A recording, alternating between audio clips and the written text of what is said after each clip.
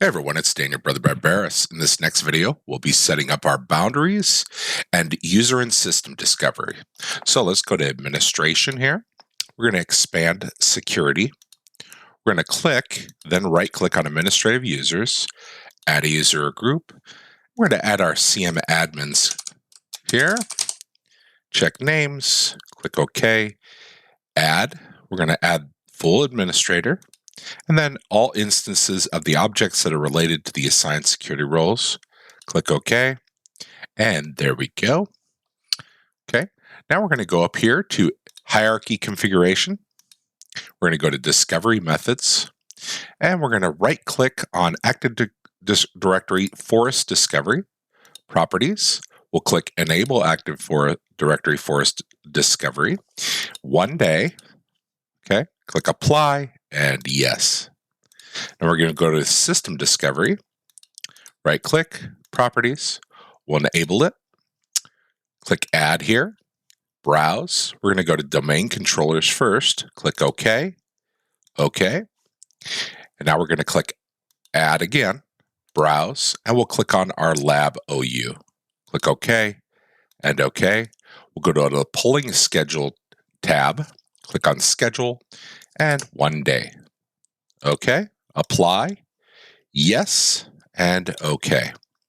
Now we're going to go to Active Directory User Discovery, Properties, Add, Enable first, Enable Active Directory User Discovery, Add, Browse, go to Lab, and then Users, OK, OK, go to the polling schedule, schedule for 1 day, OK, apply, yes, and OK.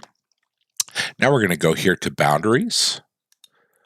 We're going to right click, create boundary. We're going to call this CM Lab boundary. In our type dropdown, we'll go to IP address range 192.168.25 space 1, 192.168.25 space 255. Click apply and OK. Now we'll create our boundary group. So create boundary group. We'll call that our CM Lab boundary group. There we go. Click on add. We're going to select the boundary we just created, the IP address range. We'll go to references. Use this boundary group for the site assignment site, of course. We only have one right now. Click add. Choose CM Lab. OK. Give that a moment. Apply. And OK. Now we'll go down here to client settings. Okay. We're going to right click on the default properties. Go to client cache settings here. We're going to click on configure client cache size. Yes. We're going to give it 10 gigs. So 1024 times 10 is 10240. Okay. Computer agent. Organizational name displayed in Software Center. We're going to put that as CM Lab headquarters site.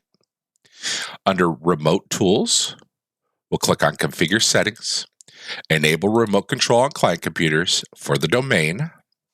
Click OK. We'll click set viewers, add, browse, and we'll type CM admins, check names, OK, OK, and OK.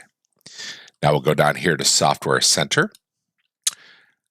On the drop down, put yes, customize, CM Lab headquarters site. Okay. Select a logo for Software Center. Remember, I showed you the logos that I created for you, so go ahead and change those if you haven't yet. Browse. I'm going to paste that there, open, and you can see my logo is all ready to go, or your logo if you've changed it. Uncheck this hide installed applications in Software Center. Click OK. Then software updates. Okay, schedule. We're going to put 1 day here and schedule 1 day here. Okay. Now, when any software update deployment deadline is reached, install all other software update deployments with deadline coming within a specified period of time. When we select this, this is yes, and it'll automatically select 1 hour. So we'll use that. We'll click OK. We'll close Configuration Manager and reopen it. Okay, and now we're going to verify that our user discovery has worked and our system discovery has worked. So, Assets and Compliance, click on Users, and there they are. There's all of our users that discovered them. Click on Devices, and we have all of our devices it's discovered. Okay, so we're good there. Click on the Software Library. We're going to expand software updates. We're going to click on All Software Update Groups. Okay, excuse me. We're going to right-click on it. Click Deploy. Okay, under here on Collection, we'll browse to All Unknown Computers first. Click OK. Next. We'll just leave that at default. And close.